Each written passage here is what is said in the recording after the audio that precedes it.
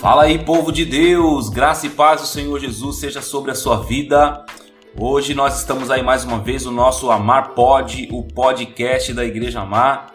Seja muito bem-vindo aí ao nosso devocional de hoje. E nós estamos aqui no 28º dia do nosso devocional. Hoje nós estamos aí com um tema muito interessante no nosso 28º dia da série A Igreja, o Corpo de Cristo. E hoje o tema é o sacerdócio universal dos crentes. Aqui com você, o pastor Denis Figueiredo, e eu quero te dar as boas-vindas aqui no nosso devocional.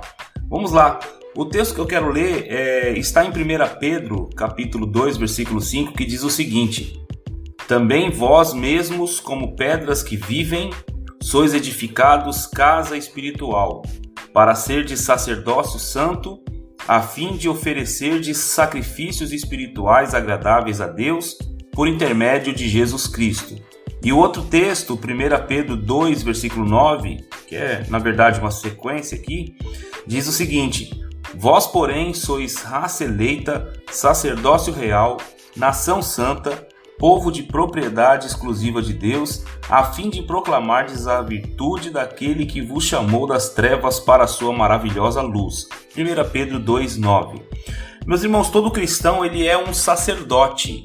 Esse termo parece soar estranho aos ouvidos de muitas pessoas, porque pensam que o sacerdote é aquele clérigo de uma igreja que é responsável pelo ato do culto, pelo ato religioso, e imaginam que somente algumas pessoas especiais são responsáveis pela tarefa, né, de se conectar com Deus e falar com o Senhor e ter ali a comunhão com Deus, né?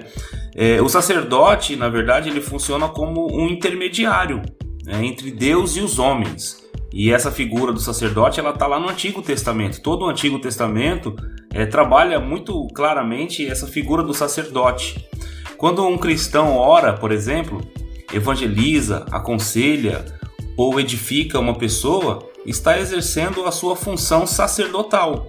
No Antigo Testamento, Deus estabeleceu o sacerdócio e apenas uma vez no ano, no templo, um dos sacerdotes era sorteado e sacrificava ali um cordeiro e tinha que ser macho, primogênito, sem nenhum defeito. Esse sacerdote, ele escoava o sangue do cordeiro diante do altar, recebia purificação dos seus pecados e entrava no lugar santíssimo para pedir perdão a Deus pelos pecados do povo. Olha que interessante, isso aqui era um ritual que era realizado tanto no tabernáculo como no templo. Havia uma parede de separação entre o lugar santíssimo, que era um compartimento onde só o sumo sacerdote entrava, e o lugar onde o povo estava. Então havia uma separação. E é interessante notarmos essa questão do sacerdote, porque o sacerdote é essa figura que tem uma ligação direta com Deus e que representa os homens diante de Deus. É muito interessante a gente fazer essa distinção, porque enquanto, por exemplo, o profeta ele representa Deus diante dos homens, porque no Antigo Testamento o profeta era a figura de alguém que recebia uma palavra de Deus. E essa pessoa não era todo mundo, o profeta era escolhido por Deus, Deus falava com esse profeta, e esse profeta direcionava a mensagem, né, os oráculos de Deus para o povo, e o povo ali recebia aquela mensagem, recebia a orientação de Deus, e assim eles seguiam essa orientação.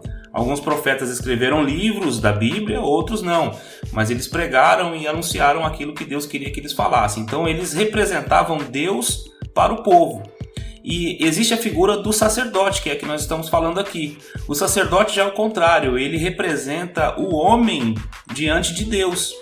Por que isso? Por que essa representatividade? Por que tem que ter alguém que tem que fazer um meio de campo, né? Que vai levar os meus pecados, vai levar as minhas preces, vai levar as minhas orações até um altar, fazer um sacrifício, imolar um animal para poder sacrificar diante de Deus, e depois então eu vou ser aceito e perdoado por Deus, por intermédio de uma pessoa que vai fazer essa função sacerdotal, entende? Então, no Antigo Testamento tinha essa ideia. Por que isso tudo? É justamente por um problema. O problema é o pecado. Então, o pecado, ele nos afasta de Deus, e por causa disso, Deus ele colocou esse limite. onde ele escolhe, seleciona pessoas específicas para fazer o trabalho tanto de falar com os homens como de interceder pelos homens, que o sacerdote é aquele que intercede pelos homens, executando sacrifícios de acordo com as leis que Deus estabelecia, as leis de purificação, para aplacar a ira de Deus. Isso é muito interessante, e aqui até há uma mensagem evangelística aqui, né? Porque o sacerdote ele tinha essa função de representar o homem diante de Deus e aplacar a ira de Deus sobre as nossas vidas, nós seres humanos, por causa do pecado. Mas por causa da misericórdia de Deus, ele deixou esse caminho. E a Bíblia vai nos ensinar que quando Jesus morreu na cruz do Calvário, ele morreu como um cordeiro. Ele era, como João declarou quando Jesus estava chegando próximo do lugar do batismo, João diz assim a respeito de Jesus: olha lá, ali vai o Cordeiro de Deus que tira o pecado do mundo. Por muitos anos eu ouvi essa expressão nas missas e nas celebrações católicas e nunca tinha entendimento sobre isso, né? E depois, quando eu passei a ler a Bíblia com mais frequência, eu comecei a perceber que João, por exemplo, falava isso, né? Ele expressava isso no Evangelho de João. O João Batista, que é o outro João, ele fala a respeito de Jesus: eis aí o Cordeiro de Deus que tira o pecado do mundo.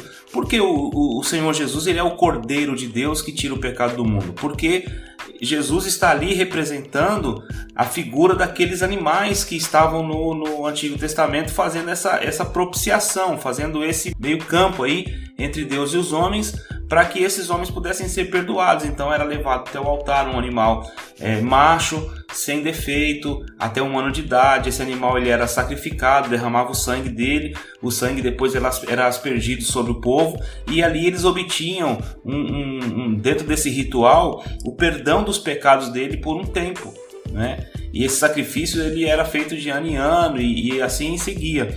E quando Jesus ele vem ao mundo e ele nasce da Virgem, ele vive uma vida santa, ele é exatamente o cumprimento desses sacrifícios, porque Jesus ele é o Cordeiro de Deus que vem e tira o pecado do mundo. Ele é o Cordeiro que foi morto antes da fundação do mundo, conforme a Bíblia nos diz. E por causa desse sacrifício que ele realiza, e é interessante que a Bíblia faz questão de mencionar que o sangue dele era derramado, e foi derramado até a última gota. Até o Evangelho diz que enfiaram uma lança do lado de Jesus e saiu sangue e água, para mostrar que realmente Jesus derramou todo o seu sangue, né? Da mesma forma que um cordeiro era sacrificado e derramava o sangue, um animal inocente morria por causa dos pecadores, Jesus agora, né, na figura desse animal inocente, do cordeiro, ele é o Cordeiro de Deus que vem agora tirar os pecados do mundo. E aí é interessante a gente notar que a Bíblia diz o seguinte, que o véu do templo se rasgou de alto a baixo, abrindo o caminho. E hoje qualquer cristão ele tem acesso direto à presença de Deus, como diz em Hebreus 10, 19 e 20, que diz o seguinte: portanto, irmãos, temos plena confiança para entrar no Santo dos Santos, pelo sangue de Jesus, por um novo e vivo caminho que ele nos abriu por meio do véu, isto é, do seu corpo. Aleluia, glória a Deus, né? O caminho foi aberto, irmãos, para nós, e qualquer pessoa agora tem acesso à presença de Deus, né, pelo sangue de Jesus Cristo. É interessante que muitas igrejas não reconhecem, né, essa posição dos cristãos e ficam na dependência de sua liderança, de um clérigo, de um homem especial de Deus para representá-los diante da presença de Deus. Há muitos líderes, irmãos, que acabam até por causa disso oprimindo os cristãos, oprimindo as pessoas e os colocam sob uma serventia, não é? E impedem essas pessoas de desfrutar do acesso a Deus que todo mundo pode ter e de levarem as pessoas até Deus, né? Porque acabam trazendo para si a responsabilidade de eles serem os mediadores. E isso, na verdade, é uma cultura que vem desde o catolicismo. Porque na verdade é assim no catolicismo: você tem um clérigo, um padre, um pároco que vai lá e vai rezar a missa para você, que vai cumprir ali os rituais sagrados, porque só alguém especial pode cumprir esses rituais sagrados. Na verdade isso aí é uma continuidade do Antigo Testamento, e a Bíblia diz que em Jesus, a Bíblia nos orienta isso, e acabei de ler o texto aqui, Hebreus 10, 19, vou até ler de novo: portanto, irmãos, temos plena confiança para entrar no Santo dos Santos. E aqui Santos dos Santos é uma referência ao lugar onde só o sumo sacerdote podia entrar, lá no templo em Jerusalém. Só que o que acontece, irmãos? O templo não existe mais agora. O que nós temos agora aqui com Jesus? Esse Santo dos Santos é o lugar secreto da adoração, do louvor a Deus, onde nós estamos diante da presença de Deus. E aonde nós fazemos isso? É no templo, quando a gente vai num templo, quando a gente vai no lugar do culto, no prédio que nós chamamos de igreja? Não. Esse lugar secreto é a presença de Deus, e a presença de Deus está em todo lugar. Então, por isso, nós não precisamos de uma figura representativa. Um pastor, um padre, um líder não deveria ter essa função representativa de eles representarem os homens diante de Deus e interceder pelos homens diante de Deus. Consegue perceber? Pelo texto bíblico que a gente acabou de ler, que eu vou ler de novo aqui: portanto, irmãos, temos plena confiança para entrar no Santo dos Santos pelo sangue de Jesus, por um novo e vivo caminho que ele, Jesus, nos abriu por meio do véu, isto é, do seu corpo. Com a morte de Jesus e a sua ressurreição, um novo tempo foi-se aberto. O novo tempo é o Novo Testamento, a nova aliança que Jesus fez com a sua igreja, onde nasce a igreja do Senhor, e a partir dessa igreja nós não somos mais representados aqui por uma figura especial que se veste de forma diferente e que tem toda uma postura diferente. Não, para com isso.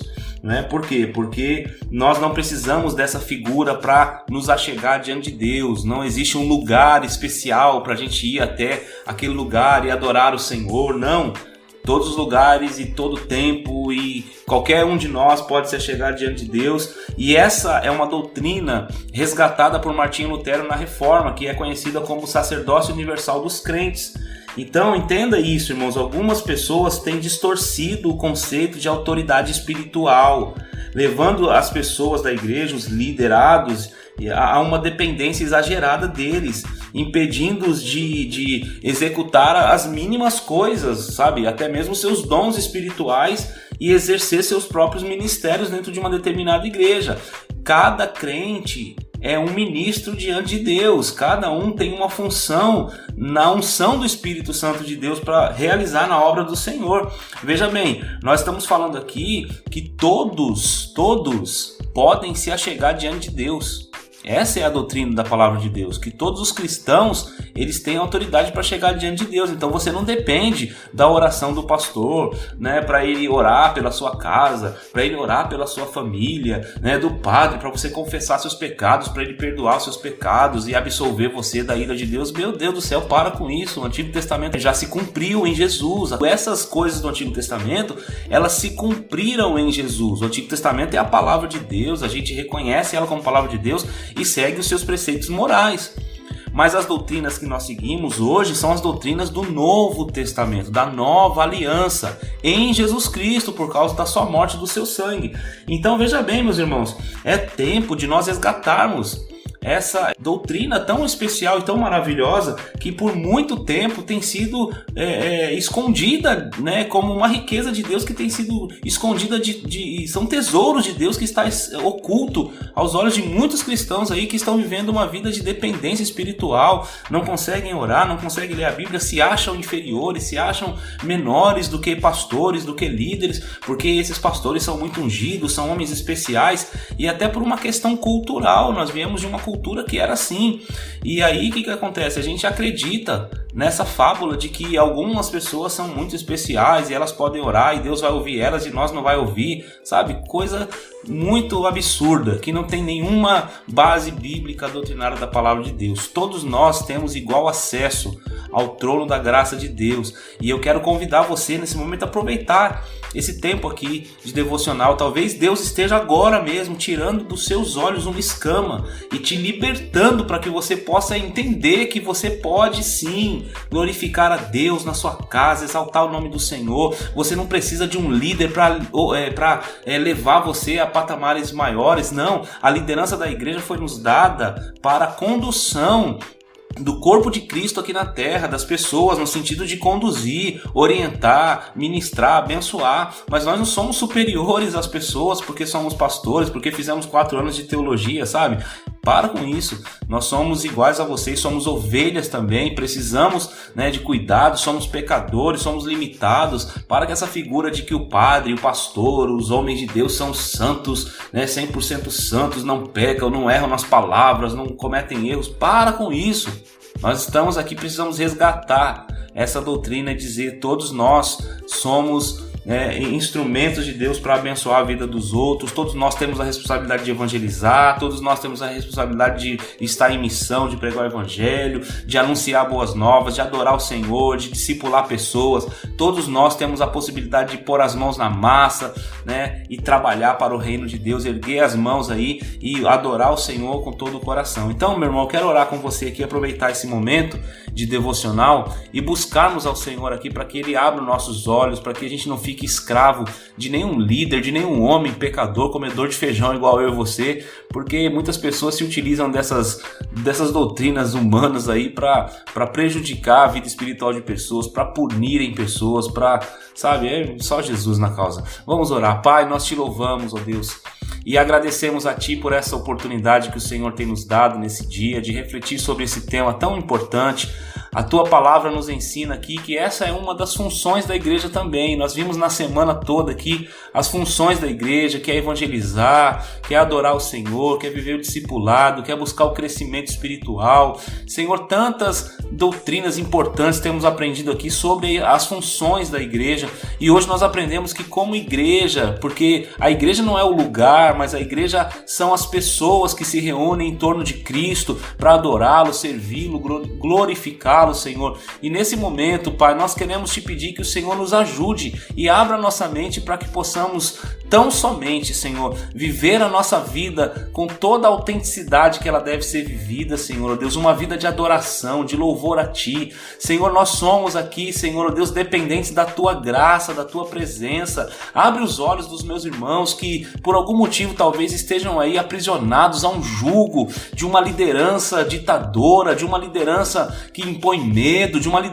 uma liderança que corrompe os princípios, que faz coisas assim que não agradam a Ti, Senhor, colocando medo nas pessoas. Ó Pai, nós te pedimos que o Teu Espírito conduza a vida do Teu povo, da Tua igreja, das ovelhas do Teu rebanho, Senhor. Abençoa, Pai, cada um dos meus irmãos que aqui estão, Senhor, porque nós sabemos que se o Senhor fala com o pastor, o Senhor fala com as ovelhas também. Se o Senhor fala com o padre, o Senhor fala com os membros da igreja. Por que não? Eles não são mais especiais do que nós. Nós sabemos disso. O Senhor ama todos da mesma forma, de igual forma, e nós te pedimos que o Senhor, Pai, revele-se a nós através da Tua palavra, porque nós iremos com sinceridade abrir as nossas Bíblias, orar com sinceridade, buscar o entendimento da Tua palavra, buscar orientação com os nossos líderes, sim, quando precisarmos, mas iremos ser submissos à voz do Teu Espírito, que guia e direciona toda a Tua igreja nos tempos de hoje também. Pai, nós te pedimos a bênção do Senhor sobre a vida dos meus irmãos, Senhor.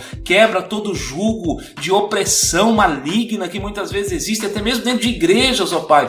Quebra, Senhor, toda a opressão de trevas, ó Deus, para que essas vidas possam fluir na Tua presença, Senhor, porque ninguém pode nos segurar, porque nós somos de Jesus, nós somos do Senhor. Pai, nós não estamos aqui proclamando um espírito de rebeldia contra a liderança, não, muito pelo contrário, Senhor. Nós estamos aqui proclamando um espírito de obediência à Tua palavra, trazendo sobre nós, ó Deus, a palavra do Senhor e fazendo com que ela se torne prática na nossa vida, Senhor. Abençoa a vida dos meus irmãos, abençoa esse meu irmão e minha irmã agora que está orando fervorosamente, Senhor, por causa disso, Pai. Quebra toda obra maligna, toda opressão, que tudo que foi vivido até aqui, Senhor, talvez alguns estejam machucados, feridos por causa de lideranças, ó Pai, por causa, Senhor, de omissões de homens e pseudos homens de Deus que tem por aí. Senhor, nós te pedimos que a Tua graça restaure o coração, renove a mente, renove o coração agora, Senhor. Esse é o desejo do nosso coração, Pai, que haja liberdade no Senhor,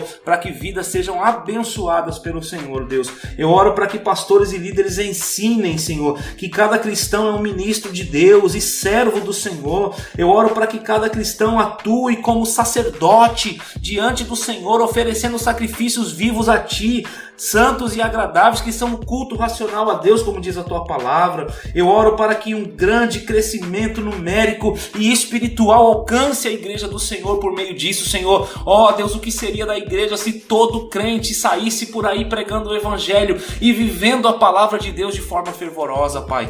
Ó Deus, eu te peço, faz isso, Pai, em nome de Jesus. Esse é o desejo do nosso coração. Nós oramos agora, Pai, em nome de Jesus. Amém.